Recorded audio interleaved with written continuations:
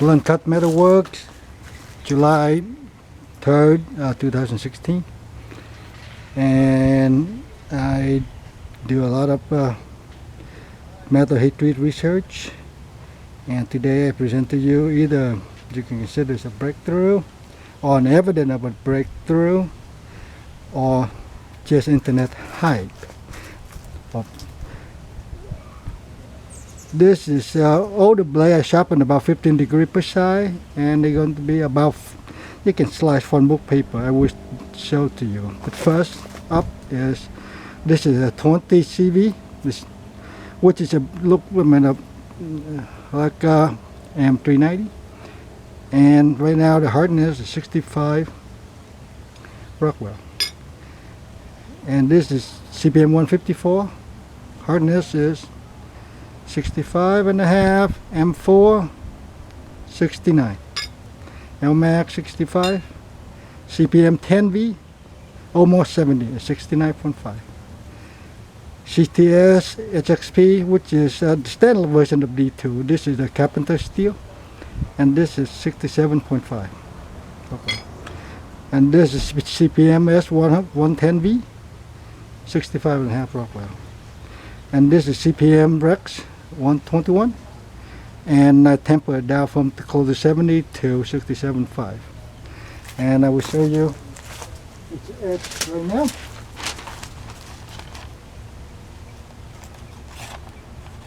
Come on, fight it. That got a really lame. Okay, some degree of paper slicing. I mean, the point is we're looking at edge stability. These edge I tested before, so they have probably some imperfection. That one was quiet there. Let me put it over this way. And this, I sharpened this thing with finish it with DMT. I mean, diamond plate, extra fine, but I think the fine is the one extra fine I got a few stroke. So it's slicing there. Elmax. Oh, that was rough, but I think I got a little bit at the. So I tested before, so see that little line, that's why I was whittling nail. So I not sharpening them all out. And M4 154. Got a tire to sharpen all these guys. Let me see, I got it on the frame. Okay, so that is 20 CV.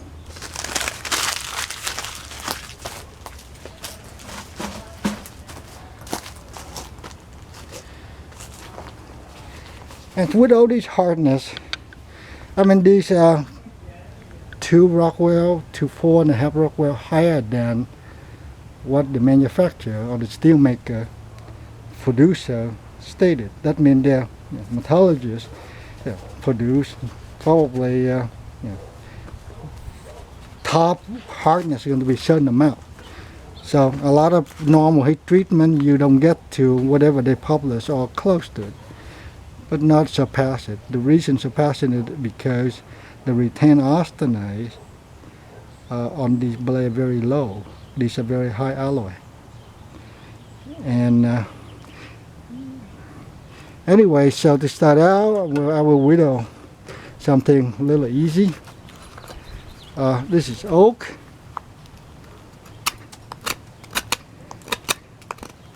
I'm going to whittle around mid blade.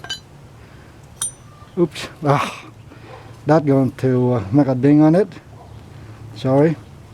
It's around there somewhere. That's 110v.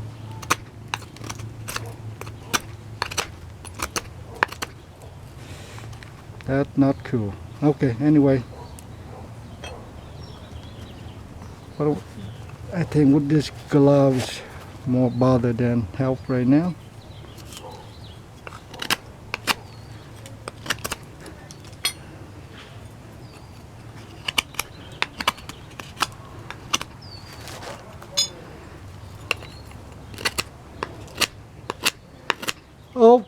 when you have an edge that with the very fine apex, I consider to getting close to sub-micron, somewhere below 1 micron in the width of the apex.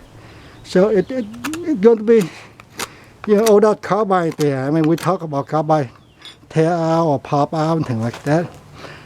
But my theory, or what I seek, was a really strong matrix to hold the carbide in place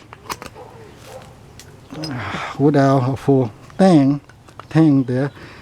It's a lot harder to hold on to without these things. Okay, so I'm done with the oak. I'm gonna put the oak down and let this bamboo, you can see, is black. And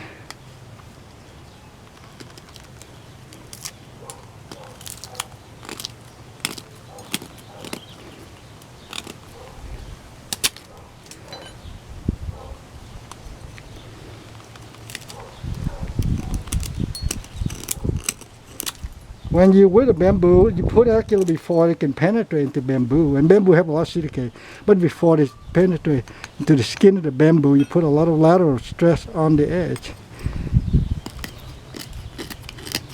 These blades get hot in the sun.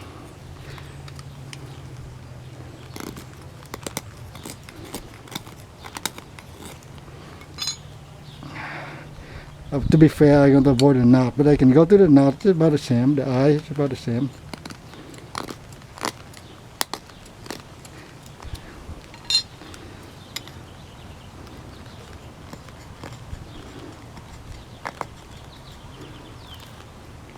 See?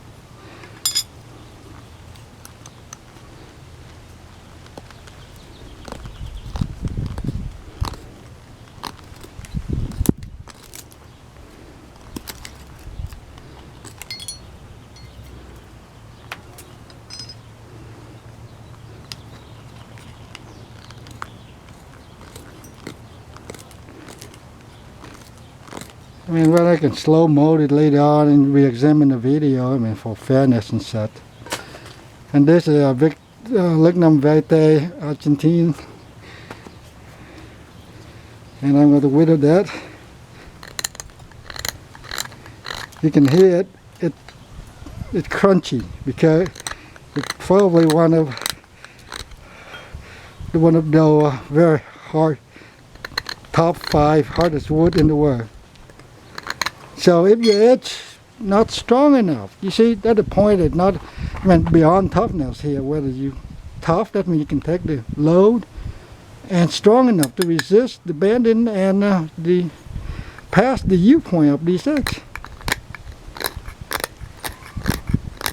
Okay.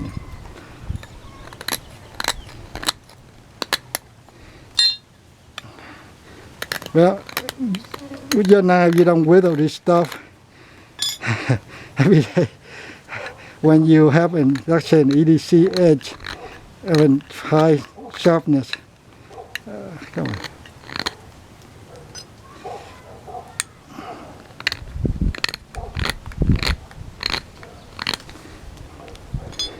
So right now I can go to and do a quick slice of the front bolt.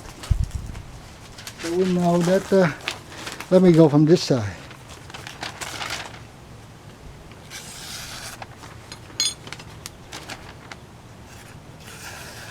Wow, this thing is CPM 154 is easy to get sharp and it stays really sharp. M4, you know, want to burn out the stuff clear off this edge. It probably sliding pretty smooth selling right now. That thing, this is a 10V. Look like they suffer something here. I don't know if it's true or not, but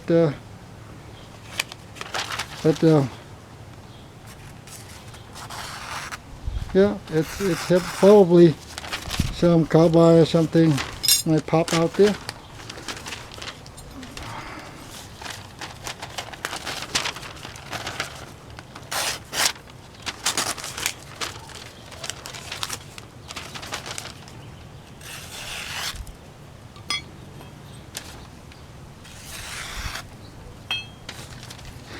This is supposed to be the most brittle. Whittling these things, not a problem. So, but with that, you say, well, if you have enough strength, you should be able to ward off the whittling pressure on the side and carve it out. And if it's strong enough, then it will resist. But with high Rockwell and high alloy, one thing that we're not able to do well, as opposed to not able to do well, before I go to this guy, I'm going to put on my glove. Be patient with me, please. And I got to do a few impact tests.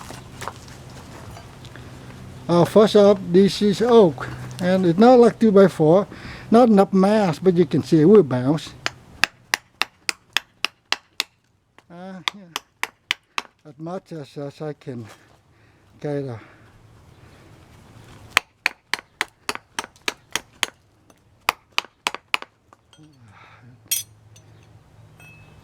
with the glove. Again, it's hard to pick up the knife.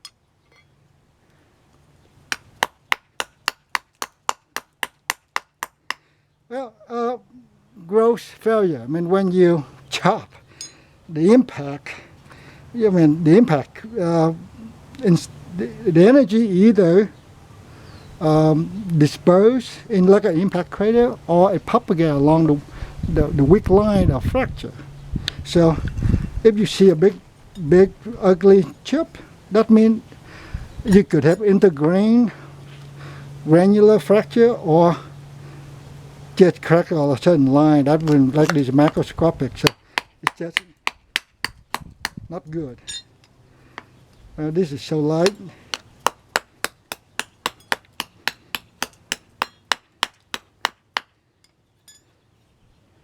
Yep, when they bang one against each other, it's going to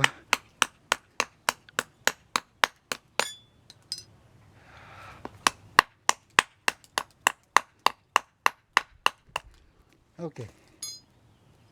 I will do a quick eyeball, which is you cannot see that well, but I will see it myself because I don't want to go to slicing test right now. I'm looking for the sunlight reflection.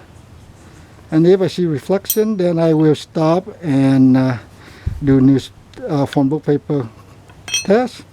This way is quicker.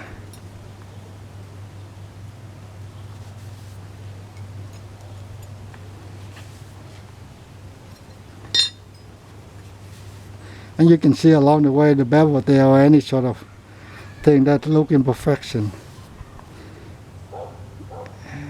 Okay. So far look pretty good. So that's not going to be it, because well, this is going to be looking for point of failure. Otherwise you don't know what the limit is. You can see these things really, really thin. It's not like a thick edge or bulky or anything.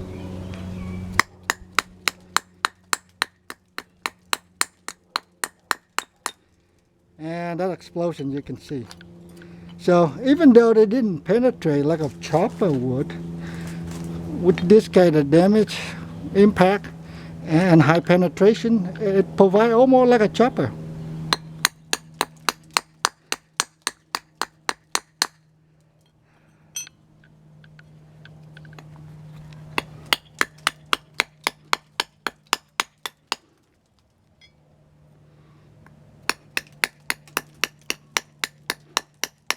I have to buy another of this block. This is so old, and even though I got to be careful not wasting a lot of it, but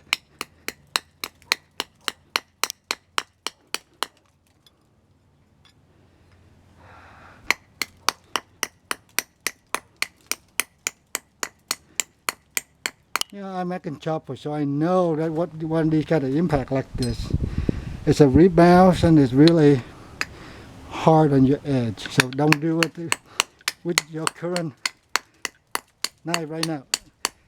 And what happened if it's, say you have a 62 Rockwell, it's going to fold on you or ripple if it's too thin on you.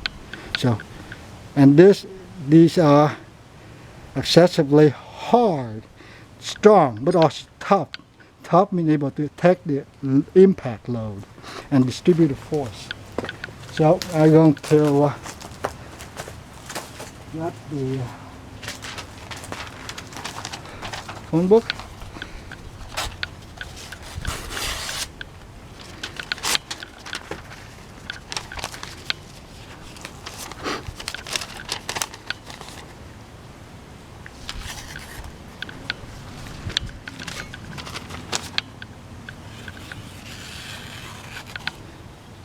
CPM 121 or CPM Rex 121.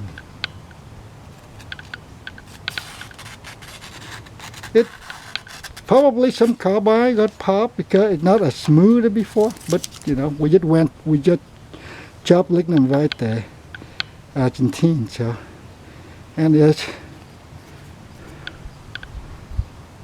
I guess I got to do this. A really slow one. I think last time I did it too quick and you cannot see. Oh yeah, wait. Also last time it lost focus and it didn't go back. So I have to be careful. Okay, so that and this is the s110v.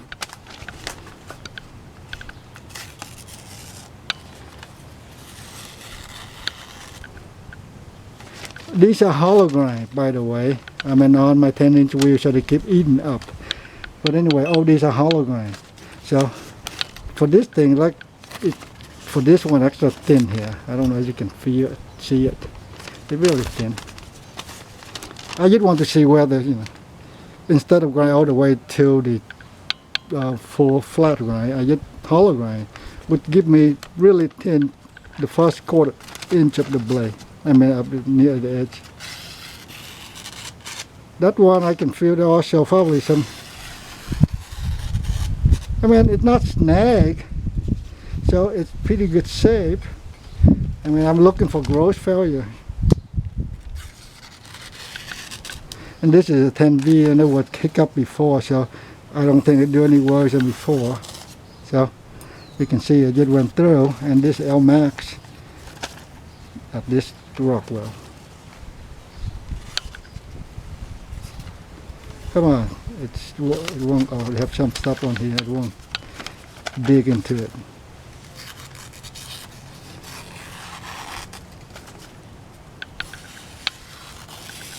It definitely one or two. No, not one, two. Some carbide. The carbide of these steel, these powder metals. I mean, particle metallurgy or powder metallurgy is about between 2 to 5 microns. So, and when you sharpen it, some of it going to be smaller on the apex, and that will fall off if you impact something. And so that instead of have a big impact crater, you have an impact crater, the radius of a carbide. So M4 smooth. CPM 154 at 65.5. It's still extra smooth. This is 20 CV, like in my equivalent to M390 or Carpenter 204 P. So all these things I consider the pass impact test to, you know, normal use, which again, not every day you chop lignum vitae. And I guess I will do something a little extra to lengthen this video and make it maybe a little boring or something. You can see probably this why the edge always mess up. eat up. This seems to be bigger. I always have only one piece of CPM Rex 121, and it's getting smaller. But anyway, this is a thin metal I was chopping before. I just going to do a few whittle on it, and I got to do turn around, round. Let me, excuse me here. No, wrong color. I will mark a little bit so that I track where I am. Excuse me here. Alright, it's a crooked line. Okay, I have to stay above that so I know that that I done that part. And I'm going to do it right on the belly here, or near the tip, I guess. Excuse me, this thumb calling for a glove.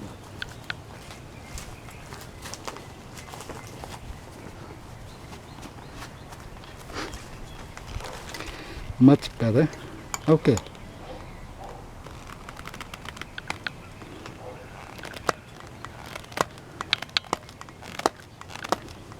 Five.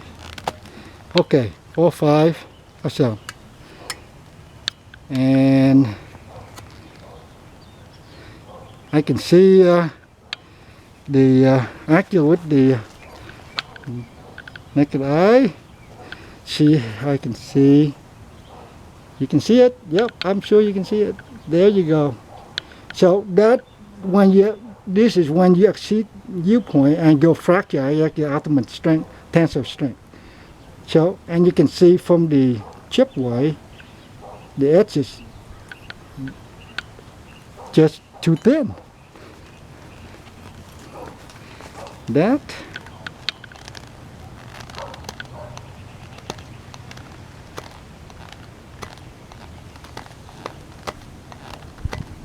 Okay, this one have more leverage.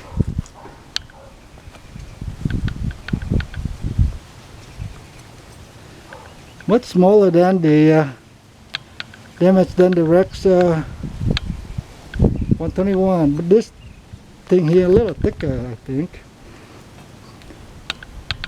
So, yep, these things are not indestructible steel. This is XHP. CTS-XHP.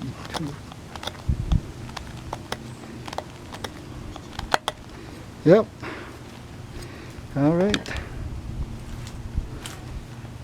I didn't intend to go this far, but since okay, we here. You see there one tiny. I think I saw one tiny microchip. I will look at the video later and see that. The case. Oh wait, I should look beforehand. See anything? No, I didn't use the tip much before. So near the belly. Yeah. This is CPM 10v. That almost 70 Rockwell. 69 and a half. So it's very aggressive metal eater because it's this thing digging into my hand. And it's also have a maybe a tiny microchip right there. I see it.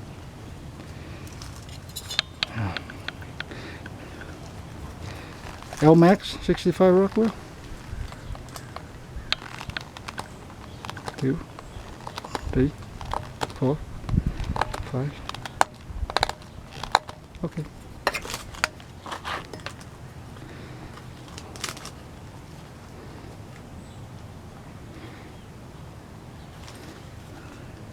Elmax, I didn't see any chip or anything.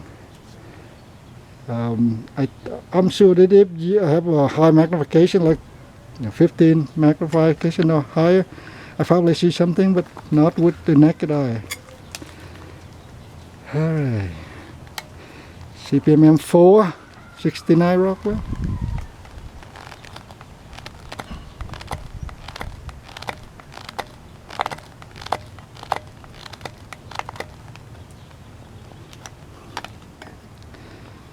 Easy to go kind of crazy when you begin to make a video. Ooh, M4 69. Look like not visible with naked eye. It's just right there. So, yeah, compared to like CPM Rex 121, CPM Rex 121, the carbide actually close like 10 micron. So you lose a lot of toughness because when you push against a carbide, there's no give.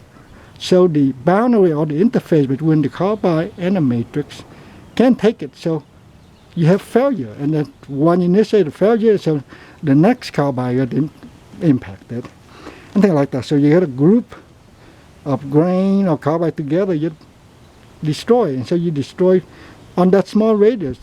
On the brittle blade, they might just snap, but not this one.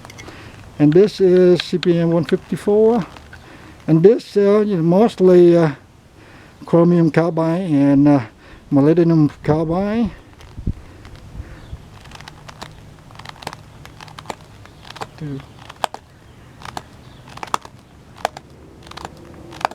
Okay, that extra cut.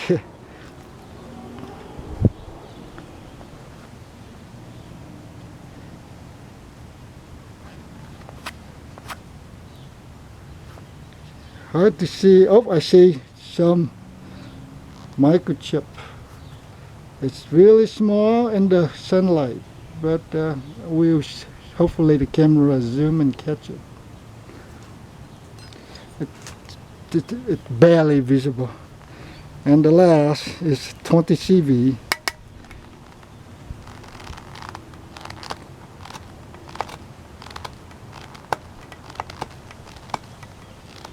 Okay.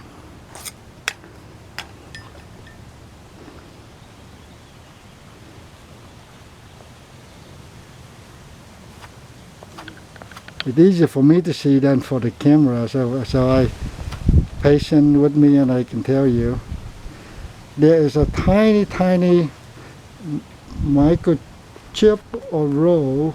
I think a chip. These things are not going to roll on you because ductility on these things is you can ripple it, but when you pass the tiny ripple, the plastic zone, they just go from that to fracture. They're not going to go to ductile like iron or something like that. But if you have a blade with a lot of retain austenite, that means the stuff that heat up and didn't convert to the hard stuff, I mean monazite, that stuff can slip, so they can actually move, but when it moves, it transforms into monazite. And then that's how it fractures. That's why some of the high alloys, sometimes they can be soft, because they have a lot of retain austenite. But with impact, it converts to monazite.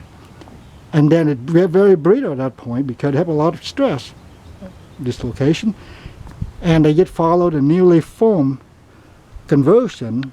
But if you have more than 3%, or 5%, as long as the interconnection of these newly transformed line, the propagation line, then you sometimes fracture the whole blades and snap. And so that's why you can have a blade that's soft and brittle at the same time. Well, thanks for watching, and comments.